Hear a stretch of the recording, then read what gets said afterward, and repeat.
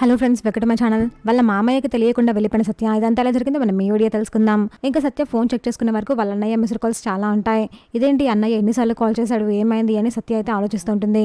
ఇంకా పక్కన క్రిష్ నేను ఇప్పుడే ఫోన్ మాట్లాడొస్తాను అని చెప్తుంది. ఆ సరే సత్య అని క్రిష్ అంటాడు. ఇంకా ఫోన్ తీసుకుని సత్య అయితే బయటికి వెళ్తూ ఉంటుంది. బయటికి వెళ్తున్న సత్యని దేవమ్మ అలాగే చూస్తూ ఉంటుంది. వాళ్ళ అన్నయ్యకి సత్య కాల్ చేసి ఏంటన్నయ్య ఎన్నిసార్లు ఫోన్ చేసేవి, ఏమైంది అని అడుగుతుంది. నాన్న ఇప్పుడు పోలీస్ స్టేషన్లో ఉన్నారు, అరెస్ట్ అయ్యారు అని వాళ్ళ అన్నయ్య అయితే చెప్తూ ఉంటాడు. ఏంటన్నయ్య ఏమైంది, ఏం మాట్లాడుతున్నావు నువ్వు అని సత్య అంటుంది. నీ విషయంలో నాన్న కాళీతో కొంచెం గొడవ పడ్డాడు. ఆ గొడవలో అనుకోకుండా కాళీని తోసేశాడు. దీంతో కాళీ బిల్డింగ్ నుంచి కింద పడిపోయాడు. నాన్ననే పోలీస్ స్టేషన్కి వెళ్ళి వాళ్ళకి లొంగిపోయాడు అని వాళ్ళ అన్నయ్య అయితే చెప్తూ ఉంటాడు.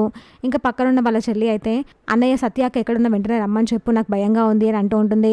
ఇది కూడా ఇప్పుడే వస్తానన్నయ్య, ఎలాగైనా వచ్చేస్తాను అక్కడికి అని సత్య అంటూ ఉంటుంది.